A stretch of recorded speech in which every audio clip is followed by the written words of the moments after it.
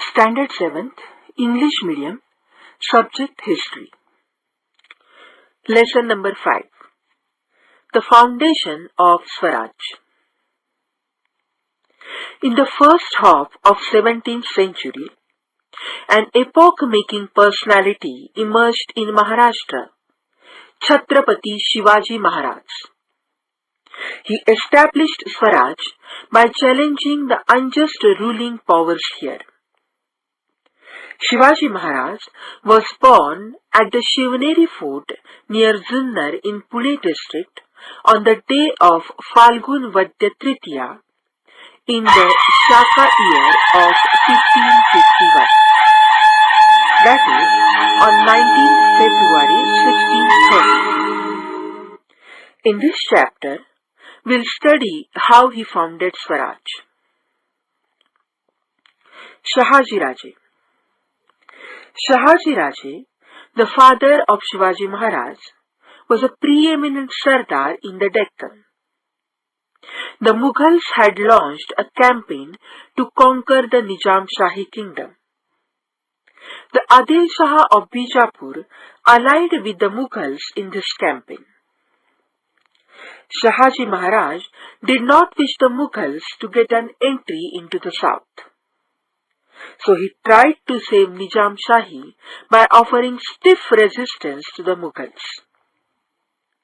But he could not withstand the combined might of Mughals and the Adil Shah. The Nizam Shahi was defeated and came to an end in 1636 CC. After the Nizam Shahi was wiped out, Sahajiraji became a Sardar of Adil Shah of Bijapur. The region comprising of Pune, Supe, Indapur and Sakan Parganas, located between the Bhima and Nira rivers, was vested in Sahajiraji as a Jagir. This was continued by the Adil Shah, and he also granted the Jagir of Bengaluru. Sahajiraji was valiant, courageous, intelligent, and a great political expert. He was an excellent archer. He was an expert using the sword, patta, and spear. He loved his subjects. He had won many regions in Maharashtra, Karnataka, and Tamil Nadu. South India was in awe of him. While Shivaji and Jizabai were at Bengaluru, he had arranged for providing excellent education to Shivaji so as to enable him to become a king. He himself aspired to establish Swaraj by ousting the powers of foreign people. That is why he is known as Swaraj Visionary. He sent Shivaji and Jizabai from Bengaluru to Pune with loyal and competent associates. Veermata Jizabai. Jizabai was the daughter of the great Sardar Lakhuji Raje Jadhav of Sindakhed Raja in Buldhana district. At a young age, she had received military training as well as education in various subjects. She helped and encouraged Sahaji Maharaj to realize his dream of establishing Swaraj. She was a competent and visionary political expert. She constantly guided Shivaji in the mission of establishing Swaraj. At times, she undertook the task of giving verdicts for resolving the problems of people. She was very particular about giving excellent education to Shivaji. She instilled in him values like modesty, truthfulness, oratory, vigilance, courage, and fearlessness. She saw that he was trained in the usage of weapons and inspired in him the will to win and dream of Swaraj. Shivaji's companions and associates. Shivaji Maharaj started the work of founding the Swaraj in the Mawal region. The Mawal terrain is full of hills and valleys and is not easily accessible. Sahajiraji made use of these geographical features of Mawal very skillfully for the purpose of the foundation of the Swaraj. He created a feeling of trust and affection in the minds of the people. Many companions and associates joined him in his work of founding Swaraj. Among them were Yeshaji Kank, Baji Pasalkar, Bapuji Mudkal, Narekar Deshpande brothers, Kauji Kondhalkar, Jiva Mahala, Tanaji Malusri, Kanhoji Chethe, Baji Prabhu Deshpande and Dadaji Naras Prabhu Deshpande. On the strength of these associates, Shivaji Maharaj undertook the cause of Swaraj. Royal Seal, Rajamudra. The objective of Shivaji Maharaj of establishing Swaraj is clearly expressed in his royal seal. The following Sanskrit lines are inscribed on this royal seal, Rajamudra. Pratipat Chandra Lekhev Vardhishnur Vishwavandita Shahasunu Shivasyaisha Mudra Bhadraya Rajate. Meaning, the seal will grow in splendor like the new moon. This seal of Shivaji, the son of Sahaji, receiving homage from the whole world, denotes the welfare of the people. The meaning of this inscription on the seal is important from many angles. Through this inscription, Maharaj has expressed his gratitude towards his father, his confidence that Swaraj would expand continuously, his own experience of the respect that the seal, that is Swaraj, commanded from all, his commitment to the welfare of his subjects, and the certainty of ruling over the land independently. This short inscription covers the entire concept of Swaraj. Towards the establishment of Swaraj. The forts situated within the Jagir of Sahaji Maharaj were not under his control, but were under the control of Adil Shah. In those days, forts were of special significance. With a firm hold over a fort, it was possible to control the surrounding area. If one had forts, one ruled the land. Therefore, Shivaji Maharaj decided to acquire the forts that were within his own Jagir. Such an attempt to capture the forts announced the challenging the Adil Shah power. He captured the forts of Torna, Murumbadev, Kondhana and Purandar and laid the foundation of Swaraj. He repaired the fort Murumbadev and renamed it Rajgarh. Rajgarh was the first capital of Swaraj. There were Mores of Zawdi, the Ghorpades of Mudhol, the Savants of Sawantwadi, and other Sardars in Adil Shahi. They were opposed to the cause of founding of Swaraj. It was necessary to bring them and other like-minded Sardars under control for the purpose of founding the Swaraj.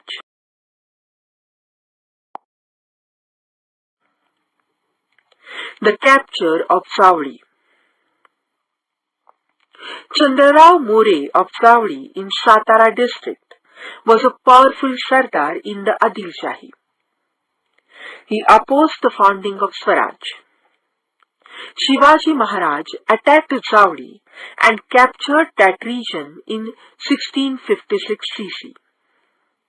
He established his post there. Then he also captured Raigad. He attained a huge amount of wealth from Zawdi. After his victory, his activities in Konkan increased. He built the Pratapgarh fort in Zawdi valley. In this way, the conquest of Zawdi increased his strength in all respects. After this, Shivaji Maharaj captured Kalyan and Bhiwandi on the Konkan coast. There, he came into contact with the Siddhi, Portuguese and British powers on the western coast. Shivaji Maharaj realized that in order to fight these powers, it was necessary to have a strong naval force. Therefore, he concentrated on building a navy. Defeat of Absalkhan. Shivaji Maharaj had started capturing the forts in his Jagir and the surrounding area in the Adil Shahi territory. He had crushed the opposition of the Mores of Zawdi. The work of founding the Swaraj had gathered momentum on the Konkan coast. All these matters were a challenge to the Adil Shahi. At that time, the Badi Sahiba was looking after the administration of the Adil Shahi. She sent Absalkhan, a powerful and experienced Adil Shahi general, to curb Shivaji Maharaj. Absalkhan came from Bijapur to Vai. He knew the Vai region well. The meeting of Shivaji Maharaj and Absalkhan took place on 10th November 1659 at the foot of Pratapgarh near Vai. At the meeting, Absalkhan attempted treachery. In retaliation, Shivaji Maharaj killed Absalkhan. He routed the Adil Shahi army. Shivaji Maharaj paid compensation to the soldiers who were wounded in the battle. He rewarded those who had fought well. Those soldiers and officers of Afzal Khan's army who fell into the hands of Shivaji Maharaj's army were given a good treatment. The expeditions of Siddhi Johar. After the annihilation of Afzal Khan, Shivaji Maharaj captured the Adil Shahi forts of Panhara, Vasantgarh and Khelna. He renamed Khelna as Vishalgarh. Shivaji Maharaj had posed a big challenge before the Adil Shahi. Therefore, the Adil Shah sent Siddhi Johar, the Sardar of Kurnool region, against Shivaji Maharaj in 1660 CC. The Adil Shah gave Siddhi the title Salabat Khan. Rustum-e-Jaman, Baji Ghorpade, and Afzal Khan's son Fazal Khan were also there to help Siddhi Johar. In these circumstances, Shivaji Maharaj took shelter in Panhara fort. Siddhi's soldiers laid siege to the fort for about 5 months. Shivaji Maharaj found himself trapped inside the fort. Netaji Palkar tried to raise the siege by attacking Siddhi's army from outside. But he couldn't succeed in it as his forces were weaker. Siddhi showed no signs of relenting. So, Shivaji Maharaj opened talks with him. This led to slackness in the siege around Panhargarh. Shivaji Maharaj took advantage of the situation. On this occasion, Shiva Kashit, a brave youth, came forward. He resembled Shivaji Maharaj in looks. He dressed up like Shivaji Maharaj and sat in palanquin. The palanquin left by the Rajdindi gate. It was captured by the Siddhi's army. It was a difficult situation. Shiva Kashid sacrificed himself on this occasion for Swaraj. In the meanwhile, Shivaji Maharaj left the fort using another difficult route. He was accompanied by Baji Prabhu Deshpande, Bandar Deshmukh and some chosen soldiers.